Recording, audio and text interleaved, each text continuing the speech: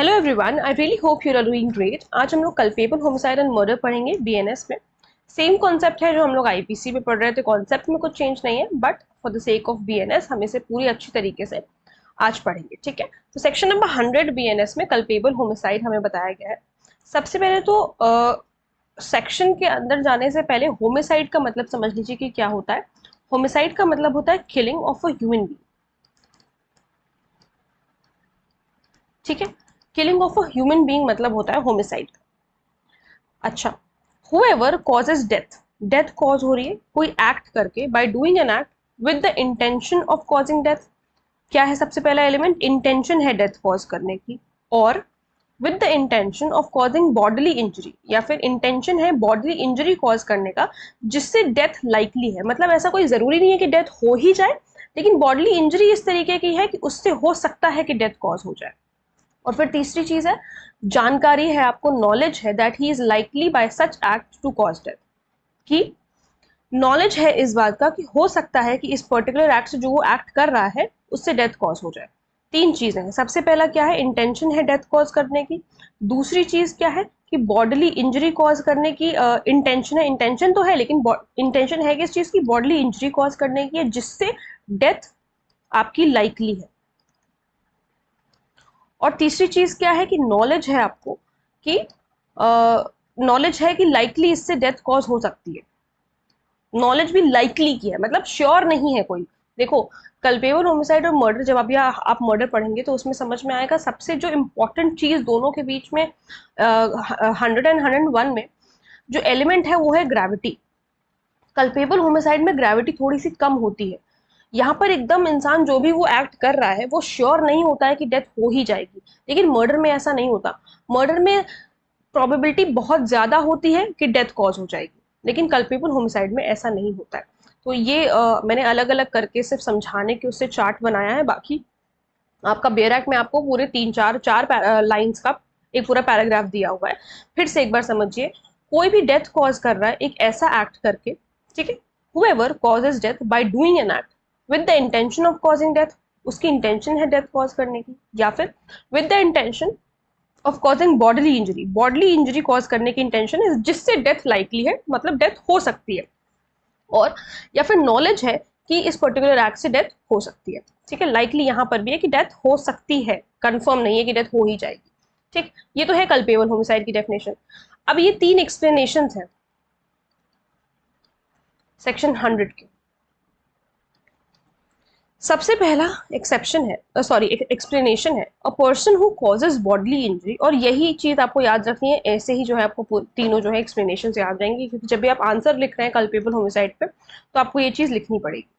So a person who causes bodily injury to another who is laboring under a disorder, disease or bodily infirmity।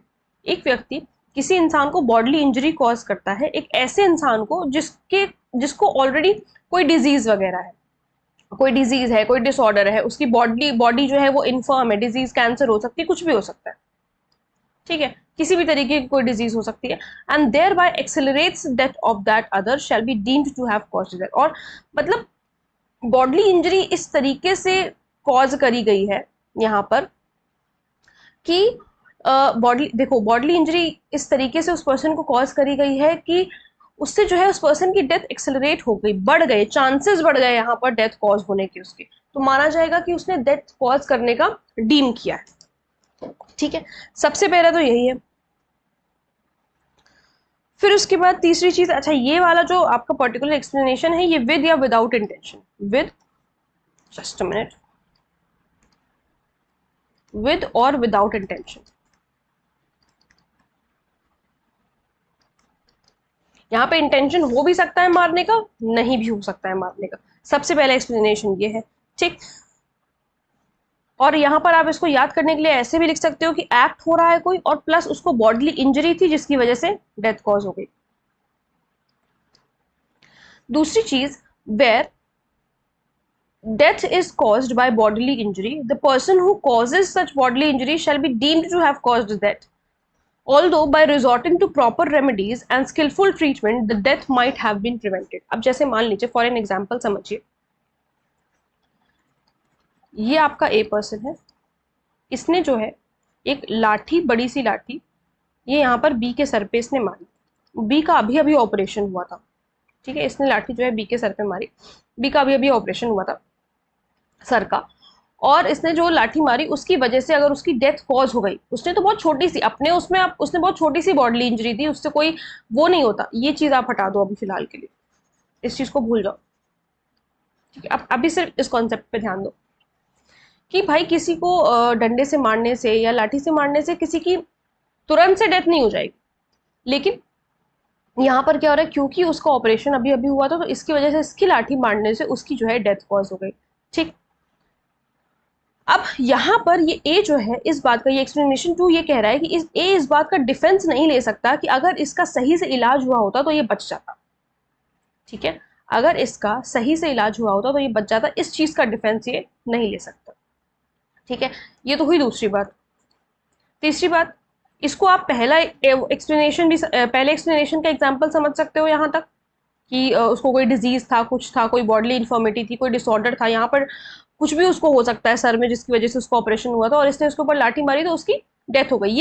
ये भले ही उसको पता था नहीं पता था उससे अभी हम कंसर्न नहीं है, लेकिन यहाँ पर सिर्फ डेथ एक्सेलरेट करने की बात है। भाई अगर यहाँ पर उसको कोई अगर लाठी से ना मारता, कुछ ना होता तो वो शायद जिंदा रहता। तो यहाँ पर सिर्फ और सिर्फ डेथ को एक्सेलरेट करने की बात हो रही है पहले एक्सप्लेनेशन। दूसरे एक्सप्लेनेशन में ये ए इस बात का डिफेंस नहीं ले सकता कि अगर इसको डॉक्टर के पास सही समय पर लेकर के गए होते 6 घंटे, इसको ऐसे नहीं पड़े रहने दिया होता तो ये शायद बच जाता। इस चीज का डिफेंस नहीं ले सकता है, डिफेंस नॉट अलाउड, ये आप लिख सकते हो, ठीक। फिर उसके बाद एक्सप्लेनेशन 3 क्या कह रहा है कि the causing of death of a child in the mother's womb is not homicide. अगर माँ के वूम्ब में किसी बच्चे की डेथ हो जा रही है तो ये होमिसाइड नहीं होगा। क्यों नहीं होगा? क्योंकि ये मिसकैरेज है, बिकॉज इट इज मिसकैरेज। और होमिसाइड का मतलब अभी हम लोगों ने क्या समझा था, it is killing of a human being. और जब तक वो भी जिंदा ही नहीं हुआ है तो उसकी डेथ कैसे हो सकती है, उसको हम कैसे कह सकते हैं कि होमिसाइड है। तो माँ के कोख में अगर किसी बच्चे की डेथ हुई है तो वो होमिसाइड नहीं होगा, इसको हम मिसकैरेज कहते हैं, ठीक। इतनी बात ये आपसे कई बार पूछा जाता है, बहुत इंपॉर्टेंट है। But it may amount to culpable homicide, लेकिन ये कल्पेबल होमिसाइड हो सकता है to cause the death of a living child if any part of that child has been brought forth. उस बच्चे का अगर कोई भी जहां से भी मान लो किसी भी तरीके से बच्चे की डिलीवरी हो रही है, चाहे वो यूटेरस से हो रही हो, चाहे वो सी सेक्शन हो रहा हो, जिस भी तरीके से, चाहे पेट से निकल, कोई उससे फर्क नहीं पड़ता, किसी भी तरीके से अगर उस बच्चे का एक बॉडी का पार्ट भी बाहर आ गया, जनरली सर बाहर आता है, तो सर भी अगर थोड़ा सा बाहर आ गया है उस समय भी अगर डेथ कॉज कर दी तो वो कल्पेबल होमिसाइड हो जाएगा।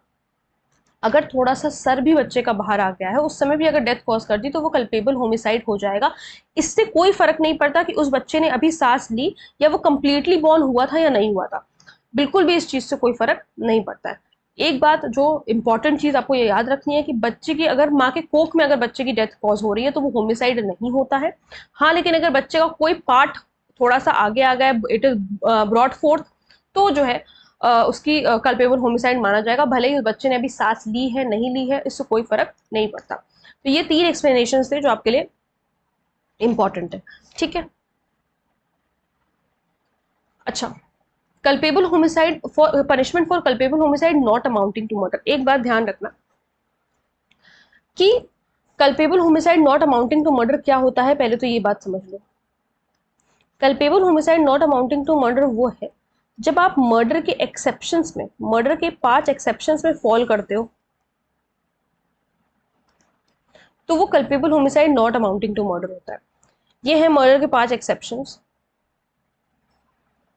ये एक्सेप्शन 1, ठीक है। ये इस तरीके से 5 एक्सेप्शंस आपको देखने को मिलेंगे इस पीडीएफ में, और आपके बेयर एक्ट में भी 5 एक्सेप्शंस हैं जिसमें अगर आप फॉल करते हो तो वो culpable homicide not amounting to murder हो जाता है, क्योंकि वहां पर आपका इंटेंशन नहीं था डेथ कॉज करने का, बस डेथ कुछ ऐसे सर्कमस्टांसेस की वजह से कॉज हो गई जो आपके एक्सेप्शंस में बता रखा है, ठीक है। अब देखो सेक्शन 105 में 2 तरीके की डेफिनेशन, 2 तरीके के पनिशमेंट दे रखे हैं। सबसे पहला बता रखा है कि ये आप ऐसा, उसमें कुछ लिखा नहीं हुआ है, बहुत बड़ा पैराग्राफ लिखा हुआ है, लेकिन ये सिर्फ आसान करने के लिए मैंने यहाँ पर लिखा है। अगर with the intention of causing death या फिर बॉडली इंजरी, अगर इंटेंशन के साथ हुआ है तो फिर लाइफ इम्प्रिजनमेंट सजा है, 5 से 10 साल तक की इम्प्रिजनमेंट हो सकती है और प्लस फाइन।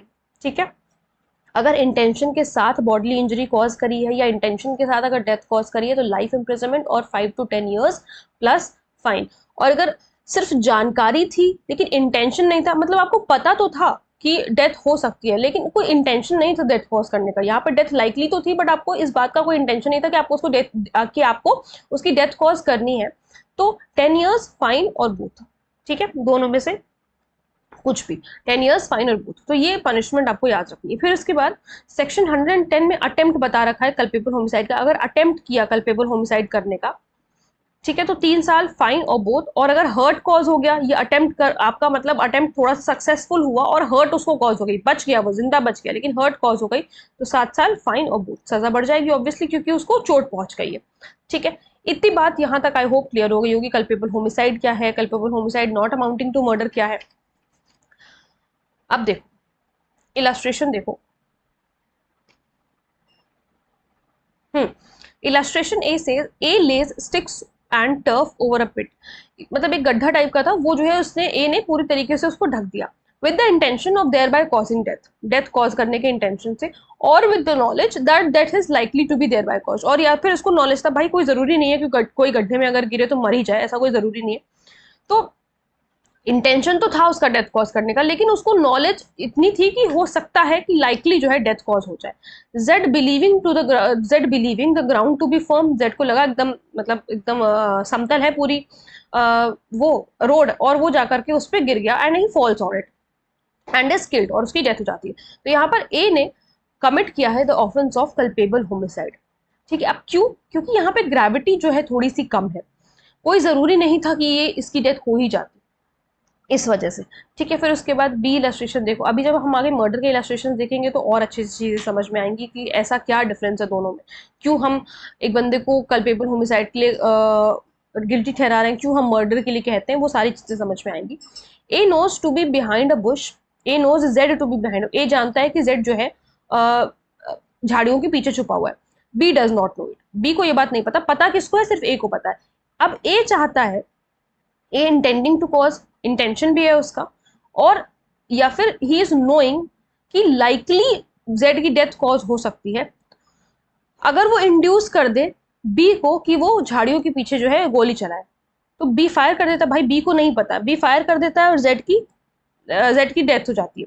हियर बी जो है वो गिल्टी ऑफेंस के लिए नहीं होगा but A has committed the offence of culpable homicide, लेकिन ए ने जो ऑफेंस कमिट किया है वो है कल्पेबल होमिसाइड। बी क्यों नहीं गिल्टी हुआ, क्योंकि बी को कुछ नहीं पता था कि वहां पीछे कौन है। ठीक, फिर उसके बाद A by shooting at a fowl with intent to kill and steal it, intention क्या था, मारने का और चुरा लेने का, किल्स बी, वो बी को मार देता है, वो झाड़ियों के पीछे था क्योंकि।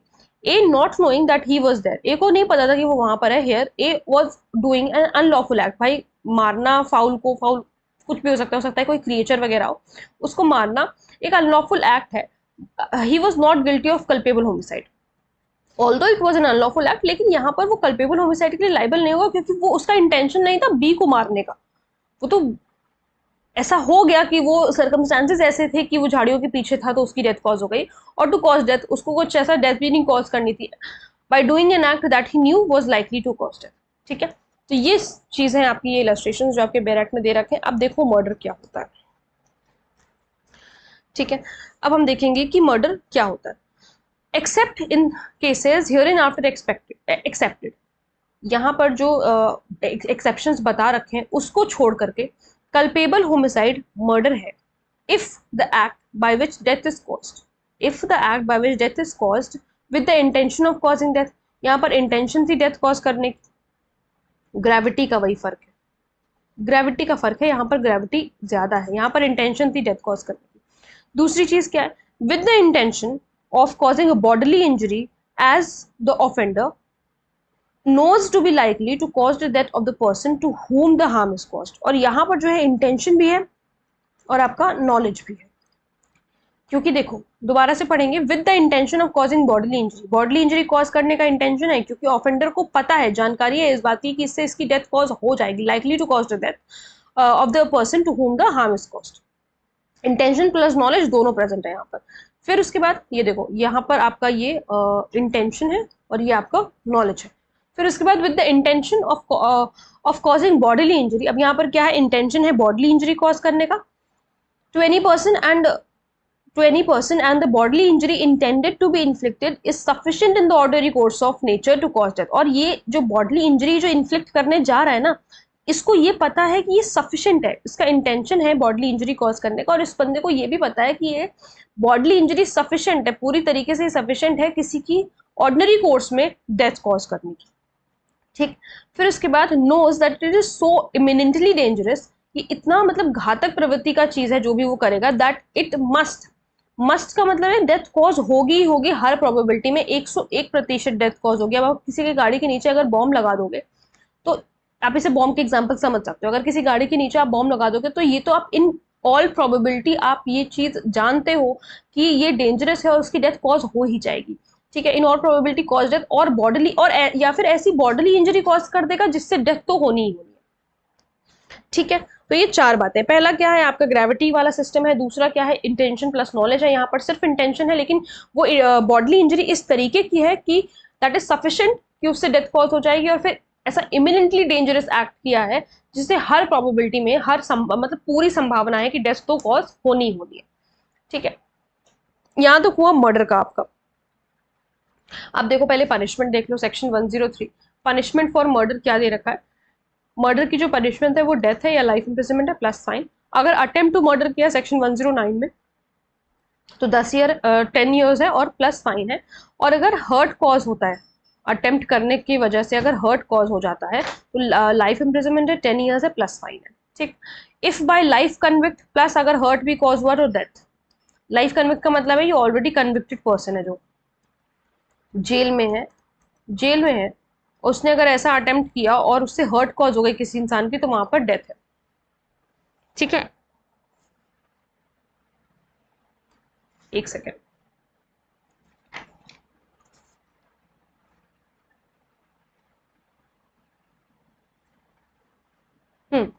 ठीक है,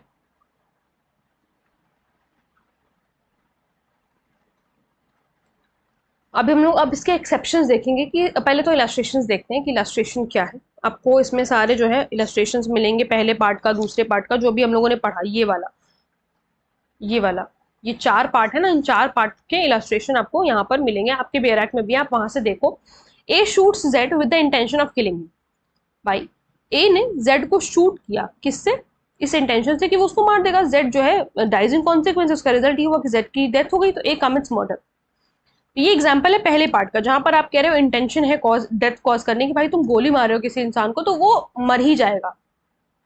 तो यहाँ पर ए ने मर्डर कमिट किया, यहाँ पर कल्पेबल होमिसाइड क्यों नहीं कमिट किया, क्योंकि ऊपर भी तो आप यही पढ़ के आए हो, ऊपर भी तो पहले पार्ट में हमने यही पढ़ा था ना, with the intention of causing death, यहाँ पे भी तो इंटेंशन थी। मर्डर में भी सबसे पहले पार्ट में इंटेंशन है, ये मैंने आपको पहले ही बता दिया था कि ग्रेविटी का डिफरेंस होता है, ऑफेंस किस तरीके से हो रहा है, किस मैनर में हो रहा है, उसका उससे पता चलेगा कि कल्पेबल होमिसाइड हुआ है कि मर्डर हुआ है।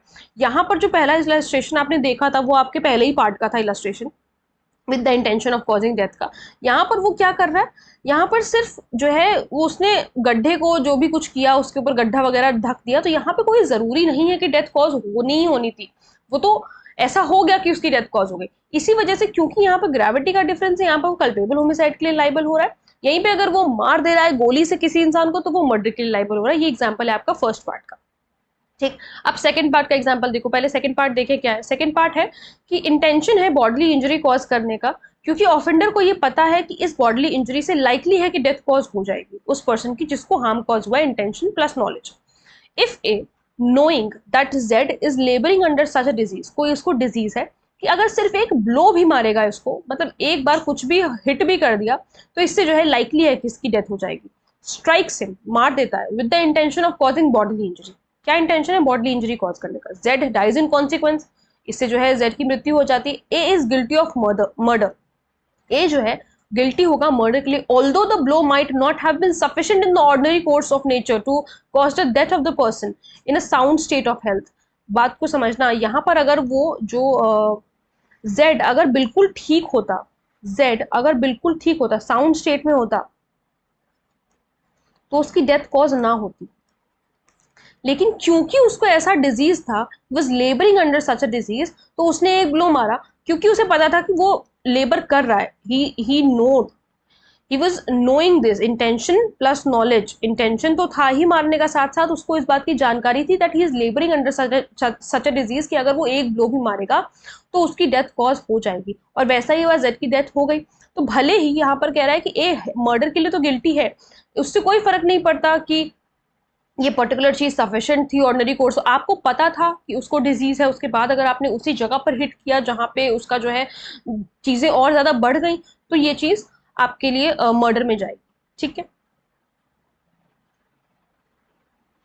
फिर उसके बाद A intentionally gives Z a sword cut, ठीक है, मतलब तलवार से मारा, और club wound sufficient to cause the death of a man in the ordinary course of nature. आप किसी को तलवार से मारोगे तो obviously ordinary course of nature में ये ऐसा होगा कि वो मर ही जाएगा। जेड मर जाता है, here A is guilty of murder although he may not have intended to cause Z, भले ही उसका इंटेंशन नहीं था डेथ कॉज करने का, लेकिन अब आपने उसको जो है कट दिया है, उससे कोई फर्क नहीं पड़ता आपका इंटेंशन था नहीं था, लेकिन आपने उसको कट दिया। आपको इतना पता था कि अगर आप किसी को उससे मारोगे,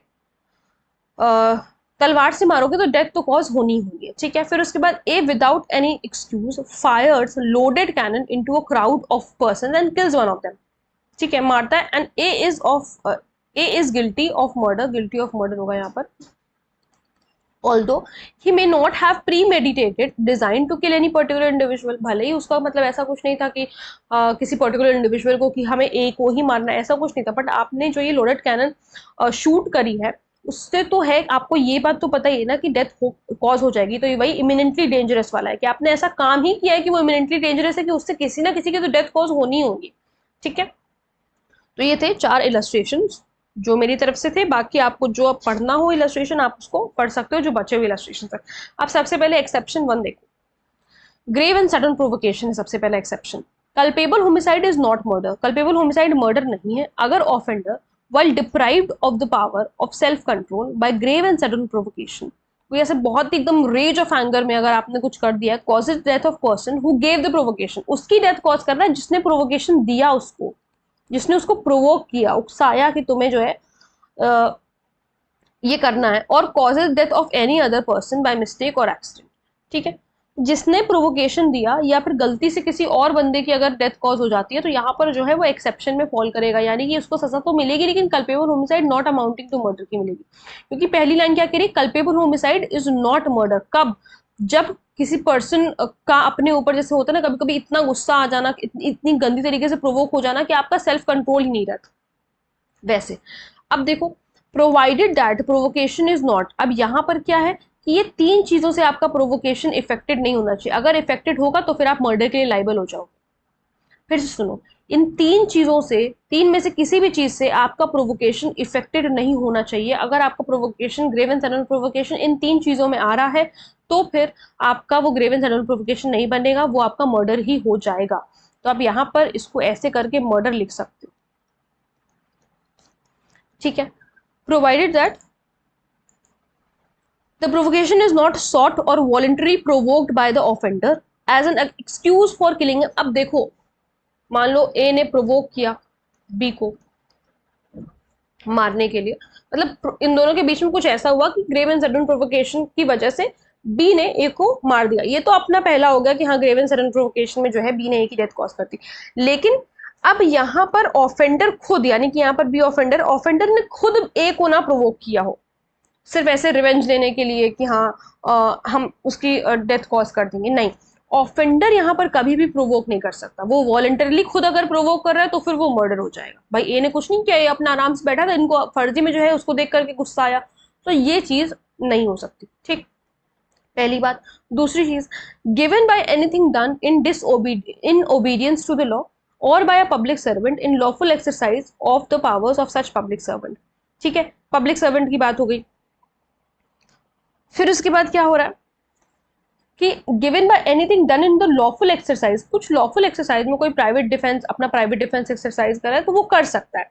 ठीक है, प्रोवोकेशन आपकी वहां से नहीं आनी चाहिए कि वो अपना प्राइवेट डिफेंस एक्सरसाइज कर रहा है तो फिर आप जो है उसको उसकी डेथ कॉज कर दो, और यहाँ पर पब्लिक सर्वेंट अपना कोई काम कर रहा है, उस पर आपको मान लीजिए अरेस्ट, उसके पब्लिक सर्वेंट के पास अरेस्ट वारंट था फॉर एग्जाम्पल, जेड को अरेस्ट करने का अरेस्ट वारंट था पब्लिक सर्वेंट के पास, ठीक है। अब ये ए मान लो पब्लिक सर्वेंट है, ये इसको अरेस्ट करने जाता है जेड को। अब इनको अगर यहाँ से प्रोवोकेशन आ रहा है कि ये मुझे अरेस्ट करने कैसे आया, इसने अरेस्ट वारंट वगैरह सब कुछ दिखा दिया, उसके बाद भी अगर इसको प्रोवोकेशन अगर इसके ऊपर आता है, he was just obedient to the law, ठीक है, सिर्फ वो अपना काम कर रहा था। तो अगर ऐसे में अगर ये उसको मार देता तो फिर जेड यहाँ पर एक्सेप्शन नहीं ले सकता ग्रेव एंड सडन प्रोवोकेशन का कि मुझे अरेस्ट करने आया था इसलिए मुझे गुस्सा आ गया, ऐसा नहीं हो सकता। यहाँ पर फिर जेड जो है वो मर्डर के लिए लाइबल होगा। एक्सप्लेनेशन में ये बात बताई गई है। अब अच्छा, प्राइवेट डिफेंस का क्या सिस्टम है? प्राइवेट डिफेंस का ये है कि अगर कोई लॉफुली अपनी प्राइवेट डिफेंस की पावर एक्सरसाइज कर रहा है तो फिर आप उसमें ये नहीं कह सकते कि मुझे ये अपनी प्राइवेट डिफेंस की पावर एक्सरसाइज कर रहा था, इस वजह से मुझे गुस्सा आया और मैंने इसको मार दिया, तो फिर वो एक्सेप्शन में नहीं जाएगा, वो मर्डर ही कहलाएगा, ठीक है। एक्सप्लेनेशन कह रहा है whether the provocation was grave and sudden, provocation कितना ग्रेव एंड सडन था उस ऑफेंस को प्रिवेंट करने के लिए, ये क्वेश्चन ऑफ फैक्ट है। मतलब केस टू केस डिपेंड करता है किस तरीके का प्रोवोकेशन था, क्या था, कोर्ट डिसाइड करेगी। बहुत ही लैंडमार्क केस है इसका, KM. Nanavati versus state of Maharashtra, जिसपे वो मूवी आई थी रुस्तम, वही केस है। देखो, the defendant was a naval officer, he was a naval officer, he had 3 children and was married, 3 बच्चे थे उनके और शादीशुदा थे। His wife admitted to him one day, कि एक दिन जो है उनकी वाइफ ने कन्फेस किया कि that she had an affair with Prem Ahuja the deceased. यहाँ पर ऑब्वियसली उनकी डेथ हो गई थी, कि जिनका उनकी वाइफ का अफेयर था किसी प्रेम आहूजा के साथ। एनरेज्ड, गुस्से में थे, rage of anger, the accused return to his ship, ship पे वापस चले गए, got a semi automatic pistol, semi automatic pistol उन्होंने वहां से उठाई, and 6 round from the ship's shop proceeded to, मतलब वहां पर भरे होंगे उन्होंने गोलियां भरी होंगी, 6 गोलियां, proceeded to the deceased flat, और यहाँ प्रेम आहूजा के घर पे वो गए, एंटर्ड हिज बेडरूम, उसके बेडरूम में घुसे and shot him to death, ठीक, उसकी डेथ कॉज कर दी। Following that the accuse turn himself into the police, उसके बाद जो है पुलिस वाले के पास गए और वहां पे कन्फेस वगैरह कर दिया कि इन्होंने मारा है। The Supreme Court had to decide whether the accused action were covered by exception 1 of section 300, यहाँ पर आप सेक्शन 101 का एक्सेप्शन 1 भी लिख सकते हो, बीएनएस, ये क्योंकि आईपीसी का केस है, ठीक है। The following postulates pertaining to grave and abrupt provocation was established by the Supreme Court. Supreme Court ने क्या कहा कि the test of grave and sudden provocation is whether a reasonable man from the same social group as the accused would be so outraged as to lose his self-control in the position in which the accused was put. सबसे पहली बात।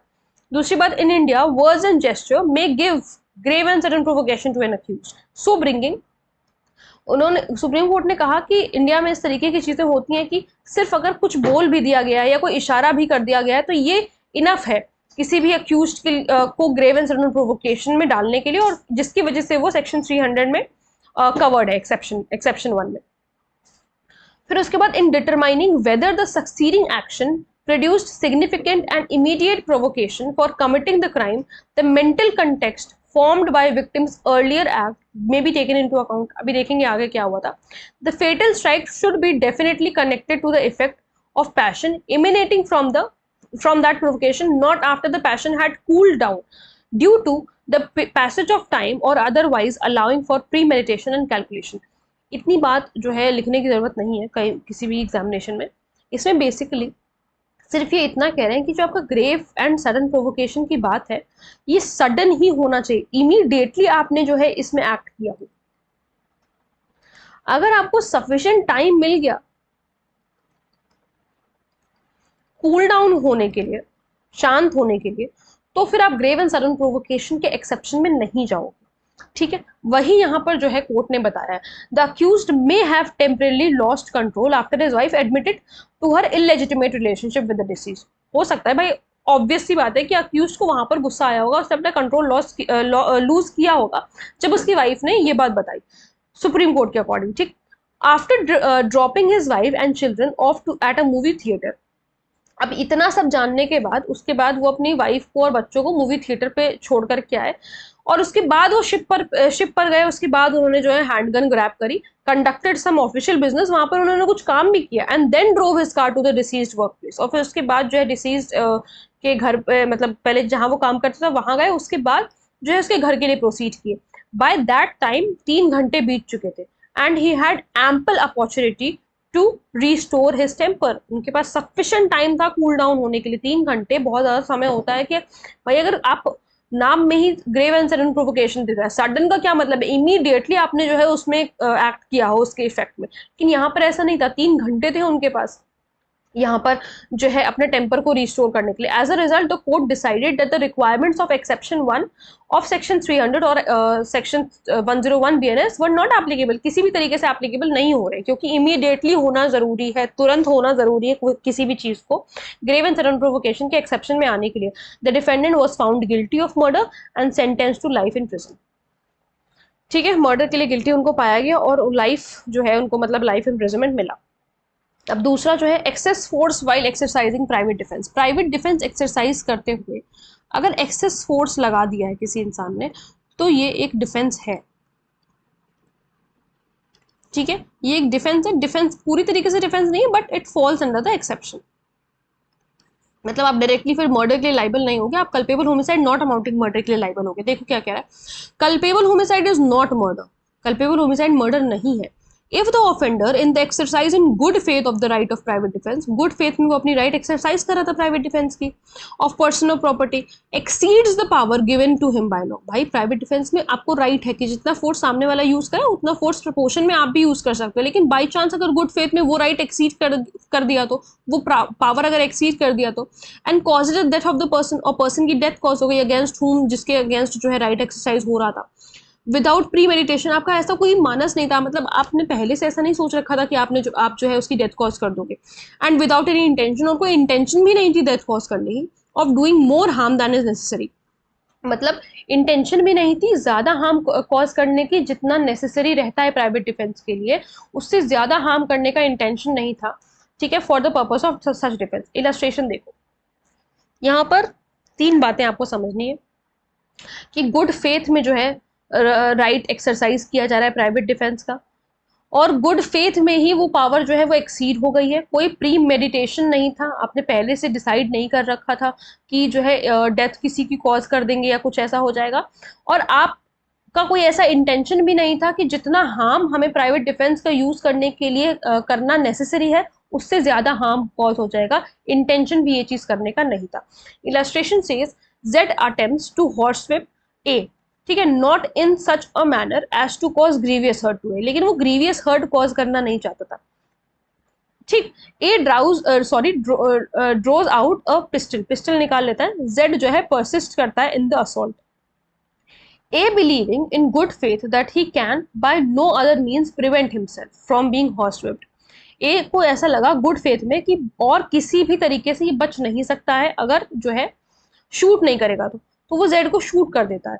ए यहाँ पर उसने murder commit नहीं किया है बल्कि सिर्फ कल्पेबल होमिसाइड कमिट किया है। पूरा लिखना चाहिए, culpable homicide not amounting to murder commit किया है, क्योंकि पनिशमेंट अलग है। ठीक है, culpable homicide not amounting to murder commit किया है उन्होंने। अब देखो exception 3, exercise of legal power by public servant. PS का मतलब public servant exceeded. Public servant को जो लीगल पावर दे रखी थी वो उन्होंने एक्सीड कर दी। Culpable homicide is not murder, culpable homicide murder नहीं होगा if the offender being a public servant और एडिंग अ पब्लिक सर्वेंट है या फिर मदद कर रहा है पब्लिक सर्वेंट की ताकि पब्लिक जस्टिस का एडवांसमेंट हो सके, अपनी पावर को एक्सीड कर देता है, the power is given to him by law, and causes a death, और जो है डेथ कॉज कर देता है इस ये एक्ट करके, विच ही इन गुड फेथ वो बिलीव कर रहा है कि ये लॉफुल है और ये नेसेसरी है ऐसा करना ताकि वो अपनी ड्यूटी सही से डिस्चार्ज कर पाए, ड्यू डिस्चार्ज कर पाए अपनी ड्यूटी का। एज सच पब्लिक सर्वेंट, उस पब्लिक सर्वेंट के तौर पे उसकी ड्यूटी है ऐसा करना, नेसेसरी है, and without ill will towards the person whose death, और उस पर्सन के अगेंस्ट उसकी कोई इल विल नहीं है, कोई गलत भावना नहीं है कि नहीं मुझे उसकी डेथ कॉज करनी है, रिवेंज विवेंज का कुछ नहीं है यहाँ पर, बस कोई इलविल वगैरह कुछ भी नहीं, बस उसने अपनी पावर जो है एक्सीड कर दी है। ठीक है, और गुड फेथ में वो ये मान रहा है कि लॉफुल है और नेसेसरी है अपनी ड्यूटी को डिस्चार्ज करने के लिए। इसका एक केस था धाकी सिंह वर्सेस स्टेट का, बहुत ही लैंडमार्क केस है ये, जितने भी लैंडमार्क केस है वो मैंने इसमें डाले हैं। A suspected thief was apprehended by a police officer, पकड़ करके रखा था, अरेस्ट करके रखा था, and was being transported to a railway station, उसको ट्रांसपोर्ट कर रहे थे रेलवे स्टेशन में। The robber was able to flee the speeding train, और जो है ये ट्रेन से उतर करके भाग गया। He was chased by the constable, constable जो है उसको पीछे पीछे उसका पीछा कर रहा था। He fired at him because he was unable to arrest him, उसको फायर किया, ठीक है, उसको फायर किया क्योंकि उसको अरेस्ट नहीं कर पा रहे थे। However he hit the fireman and killed him in the process. इससे क्या हुआ कि उसकी मृत्यु हो गई। The case was found to be covered by this exception, यहाँ पर केस इस एक्सेप्शन के अगेंस्ट इस एक्सेप्शन में कवर किया जा रहा था सिर्फ इस वजह से क्योंकि यहाँ पर उन्होंने जो पावर लॉ के द्वारा दी गई थी उसको एक्सीड कर दिया, और वो गुड फेथ में जो है उसने ये काम किया सिर्फ उसको रोकने के लिए। हो सकता है कि अब इसमें पूरे फैक्ट्स तो नहीं दे रखे, मे बी वो कहीं पैर वगैरह में गोली मारना चाह रहे थे बट गोली कहीं और लग गई। भाई पैर पे ही गोली मार करके रोक सकते थे अगर अरेस्ट नहीं कर पा रहे तो, लेकिन गोली कहीं और लग गई तो इसमें जो है हो सकता है कि गोली कहीं और लगी हो जिसकी वजह से उसकी डेथ कॉज होगी, क्योंकि अगर पैर में गोली लगी होती तो डेथ तो कम से कम ना कॉज होती। तो वही कह रहा है कि गुड फेथ में जो है पुलिस ऑफिसर ने अपनी कांस्टेबल ने अपनी पावर एक्सीड करी है, जो कि उसे ऐसा लगा, लॉफुल लगा और नेसेसरी लगा अपनी ड्यूटी को डिस्चार्ज करने के लिए, तो उसने ऐसा किया। वो चाहता नहीं था, उसका कोई इलविल नहीं था कि जो है उसकी डेथ कॉज हो जाए, ठीक है। आगे बढ़ेंगे। Without pre meditation in a sudden fight, exception 4। Sudden जैसे कभी कभी नहीं एकदम से आप रोड पे चलो और एकदम से दो लोगों का तीन लोगों का झगड़ा हो रहा होता है किसी बात पे। सडन फाइट में, सडन क्वेरल में अगर किसी का ये जो भी कुछ करते हुए, झगड़ा करते हुए अगर डेथ कॉज हो गई है तो वो मर्डर की कैटेगरी में नहीं जाएगा। It is culpable homicide not amounting to murder but it is not murder. Culpable homicide is not murder if it is committed without premeditation, बगैर पहले से सोचे हुए। कोई प्री प्लानिंग नहीं थी। प्री मेडिटेशन का मतलब है कोई प्री प्लानिंग नहीं थी कि हम मार ही देंगे इस इंसान, कोई प्री प्लानिंग नहीं थी। In a sudden fight in the heat of passion, ज्यादा गुस्से में, वही rage of anger upon a sudden quarrel, कोई बात ऐसी छिड़ गई जिससे जो है दोनों के बीच में लड़ाई होने लगी। And without the offenders having taken due advantage, और यहाँ पर जो ऑफेंडर जिसने डेथ कॉज करी है उसने कोई गलत तरीके से उस पर्टिकुलर चीज का एडवांटेज नहीं लिया, उस सिचुएशन का एडवांटेज नहीं लिया, और ना ही उन्होंने क्रूअल या फिर अनयूजुअल मैनर में एक्ट किया, ठीक है। अब मान लो जैसे रोड पर दो लोगों का झगड़ा हो रहा था, अब झगड़े के चक्कर में इन्होंने जो है इसको ऐसे धक्का मारा और इसके सर पे लग गई चोट और इसकी डेथ कॉज हो गई। झगड़े के चक्कर में इन्होंने जो है यहाँ पर, यहाँ से मान लो खून वगैरह उसके निकलने लगा, उसकी भाई सर पे चोट लगी, तो सर पे अगर चोट लगी है तो मान के चलो कि आदमी की डेथ कॉज होनी ही होनी है। मतलब मोस्ट ऑफ द केसेस में ऐसा होता है कि डेथ कॉज हो ही जाती है। तो हमारे एग्जाम्पल में इसीलिए मैंने ये चीज एग्जाम्पल मिली है। मान लो यहाँ पर इसका काफी ज्यादा ब्लड शेड होने लगा और इसकी डेथ कॉज हो गई, सिर्फ उसने हल्का सा धक्का दिया, मान लो वो ट्रिप कर गया किसी स्टोन वगैरह पे और उसकी डेथ कॉज हो गई, तो क्या यहाँ पर आप कह सकते हो कि इस पर्सन की प्री प्लानिंग थी? नहीं थी। गुस्से में, हीट ऑफ पैशन में कोई किसी बात पे झगड़ा हो रहा था और यहाँ पर कोई उसने अनड्यू एडवांटेज नहीं लिया, ना ही उसने कोई क्रूअल मैनर में या अनयूजुअल मैनर में एक्ट किया, ठीक है। It is immaterial in such cases which party offers the provocation or commits the first of all। इन सारे केसेस में जब सडन फाइट की जब हम बात करते हैं, सडन क्वेरल की जब हम बात करते हैं, तो कोई जरूरी नहीं है कि इसने पहले उकसाया था, इसने पहले लड़ाई शुरू की। उकसाया तो नहीं, उकसाया इज द रॉन्ग वर्ड। इसने पहले लड़ाई शुरू करी या इसने पहले लड़ाई शुरू करी, इससे कोई फर्क नहीं पड़ता है, ठीक है। इससे कोई भी फर्क नहीं पड़ता है कि किसने लड़ाई पहले शुरू करी, डेथ कॉज हुई है अगर इस तरीके से बगैर किसी प्री मेडिटेशन के, तो वो culpable homicide not amounting to murder होगा, ठीक। फिर उसके बाद consent, consent above 18 years of age. अगर किसी 18 साल से ऊपर के बंदे ने कंसेंट दिया है कि तुम मेरी डेथ कॉज कर दो और उसकी डेथ कॉज वो सामने वाला बंदा कर देता है, तो हम कहेंगे कि ये मर्डर नहीं है, culpable homicide not amounting to murder है। Culpable homicide is not murder, वो मर्डर नहीं होगा when the person whose death is caused, जिसकी डेथ कॉज हुई है वो 18 साल से ऊपर है। ध्यान रखना, हमेशा कंसेंट 18 साल से ऊपर वाले की ही कंसेंट को वैलिड कंसेंट माना जाएगा। सफर्स डेथ, उसकी डेथ हो जाती है या फिर रिस्क ले लेता है अपनी कंसेंट देने की वजह से डेथ का, तो यहाँ पर जो है उसका culpable homicide not amounting to murder हो जाएगा। इलस्ट्रेशन देखो, ए बाय इंस्टिगेशन, इंस्टिगेट करता है, voluntary causes Z a child to commit suicide. बच्चा 18 साल से कम है, चाइल्ड है मतलब 18 साल से कम है, ठीक है। Voluntary causes Z a child to commit suicide, उसको जो है कहता है कि मतलब तुम सुसाइड कमिट कर लो, उकसाता है। Here on account of Jades youth, भाई छोटा था, हमने अभी क्या पढ़ा, 18 साल से ऊपर होना चाहिए, above the age of 18 years होना चाहिए, लेकिन ये 18 साल से कम का था। He was incapable of giving consent, वो केपेबल नहीं था कंसेंट देने के लिए, वैलिड कंसेंट नहीं थी उसकी टू हिज ओन डेथ। तो यहाँ पर हम मानेंगे कि ए ने मर्डर को अबेट किया है, ठीक है। तो ये बात ध्यान रखनी है। अब देखो, केस है दशरथ पासवान का, एक्सेप्शन 5 का, वही कंसेंट वाला। The accuse was a student of class tenth का स्टूडेंट था। He had failed at the annual examination for 3 years, 3 साल से लगातार जो है क्लास 10th में फेल हो रहा था। The accuse was very upset and depressed, वो बहुत ज्यादा परेशान था इस बात को लेकर के। He took his last failure so much, मतलब इतना अपनी दिल से इस बात को लगा लिया जब वो तीसरी बार फेल हुआ कि that he decided to end his life, अपनी जो है लाइफ खत्म करने की उसने पूरा मतलब डिसाइड कर लिया था। और उसने अपनी वाइफ को बताया। वाइफ है कौन? वाइफ एक इलिटरेट वुमेन है जो कि 19 साल की है। इसके बारे में, इस अपने डिसीजन के बारे में, his wife asked him first to kill her and then kill himself, मतलब उसकी वाइफ ने क्या कहा कि पहले जो है तुम मुझे मारो, उसके बाद तुम खुद मर जाना।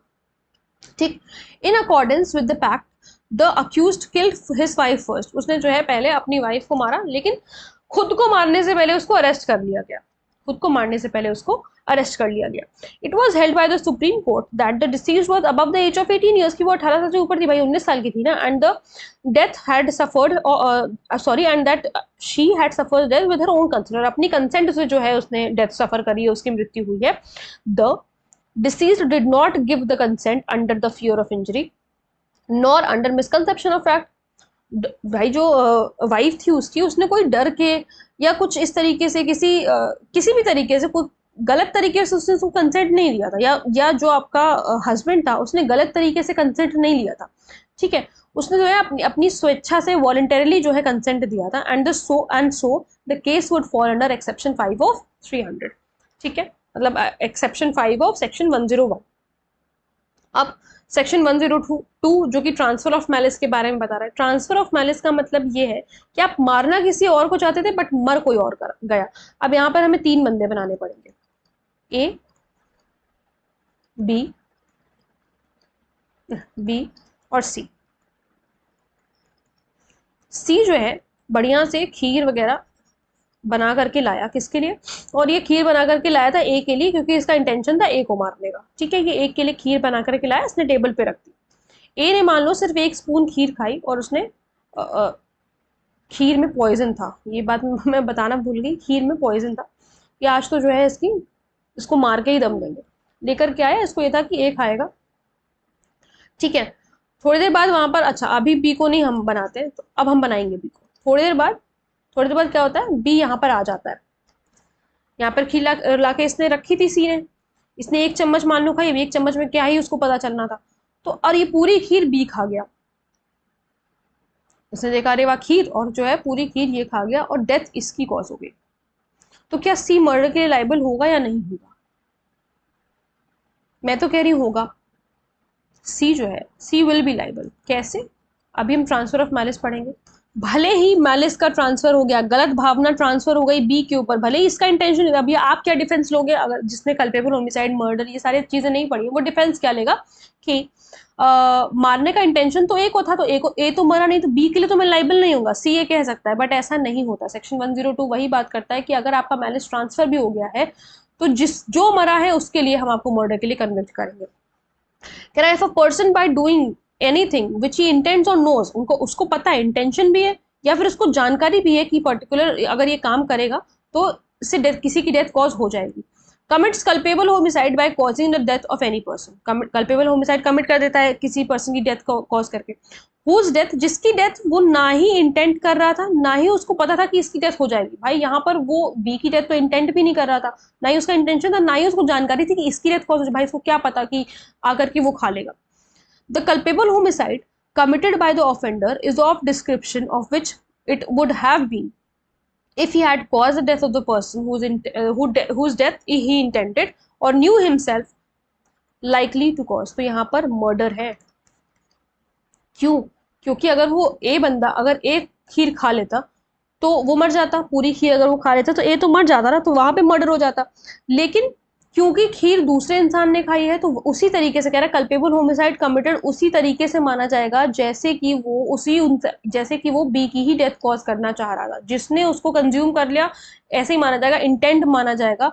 और ही न्यू हिमसेल्फ की डेथ जो है किसी दूसरे पर्सन की कॉज हो जाएगी। ठीक है, ये ध्यान रखना है। फिर उसके बाद सेक्शन 104 जो है हमें punishment for murder bye life convict के बारे में बताता है। पहले ही वाला जो सेक्शन है ये अनकॉन्स्टिट्यूशनल डिक्लेयर कर दिया गया था।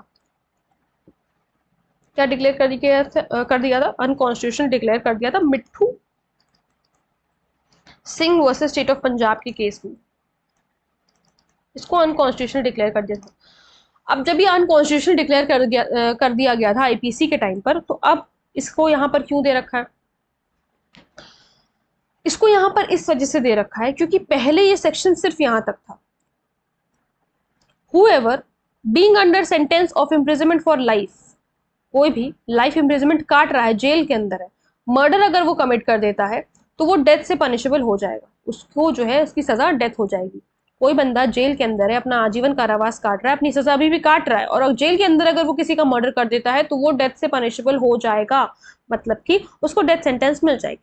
सिर्फ इतना ही सेक्शन था जिसकी वजह से मिट्ठू Singh versus state of Punjab के केस में इसको अनकॉन्स्टिट्यूशनल डिक्लेयर कर दिया गया था, just because this section was arbitrary. क्यों? According to the court. Why? Because यहाँ पे कोई भी आपको ऑप्शन नहीं दे रखा था कोर्ट्स को, सिर्फ एक ही चीज थी कि डेथ, हम डेथ ही सिर्फ दे सकते, कोई ऑप्शन नहीं दे रखा था कोर्ट के पास। आप जहां कहीं भी पनिशमेंट पढ़ते हो पूरे बीएनएस में, हर जगह आपको देखने को मिलेगा कि ऑप्शन दे रखा है कोर्ट को कि लाइफ इम्प्रिजनमेंट, यहाँ पर देखो लाइफ इम्प्रिजनमेंट दे दो, डेथ दे दो, ठीक है, लाइफ इम्प्रिजनमेंट 10 साल दे सकते हो या तो आप, तो ये सारी चीजें यहाँ पर बता रखी है, एक ऑप्शन दे रखा है। क्योंकि ऑप्शन नहीं दिया था तो इसलिए कोर्ट ने इसे अनकॉन्स्टिट्यूशनल डिक्लेयर कर दिया। बट अब क्योंकि यहाँ पर ऑप्शन है कोर्ट के पास कि वो चाहे तो इम्प्रिजनमेंट फॉर लाइफ दे सकती है, which shall mean the reminder of the person's natural life, death या फिर लाइफ इम्प्रिजनमेंट, दोनों में से कुछ भी दे सकती है depending upon the gravity of the offence, death या लाइफ इम्प्रिजनमेंट दोनों में से कुछ भी दे सकती है। इसका क्या मतलब होता है which shall mean the reminder of the person's natural life? भाई आजीवन कारावास अगर हम कह रहे हैं तो वो तो हम मान ही रहे ना कि जब तक इंसान जिंदा है तब तक जेल में ही रहेगा, लेकिन जिसके आगे ये पर्टिकुलर चीज लिखी है उसका ये मतलब है कि कोई कम्यूटेशन नहीं हो सकता, नो कम्यूटेशन। मतलब आप सरकार से ये नहीं कह सकते कि मेरी सेंटेंस को थोड़ा सा कम कर दिया जाए, जहां पर लाइफ इम्प्रिजनमेंट के आगे ये चीज लिखी हुई है। कोई भी कम्यूटेशन किसी भी तरीके, हमने कम्यूटेशन पढ़ा है ना, कोई भी कम्यूटेशन किसी भी तरीके का नहीं हो सकता। वहां पर आप सरकार से ये नहीं कह सकते कि मेरी सजा जो है कम कर दी जाए, लेकिन जहां पर सिर्फ लाइफ इम्प्रिजनमेंट लिखा रहता है उसके आगे ये चीज नहीं लिख के which shall mean the reminder of that person's natural life, तो यहाँ पर कम्यूटेशन हो सकता है, अलाउड है, लेकिन यहाँ पर नहीं हो सकता। ठीक है, सो आई होप आपको कल्पेबल होमिसाइड क्या होता है, मर्डर क्या होता है, ये दोनों चीजें अच्छी तरीके से समझ में आई होंगी, सारे कॉन्सेप्ट क्लियर हुए होंगे। फिर भी अगर कोई डाउट है, कोई क्वेरी वगैरह है तो आप लोग मुझसे कमेंट सेक्शन में पूछ सकते हैं। मिलते हैं नेक्स्ट वीडियो में। Thank you so much.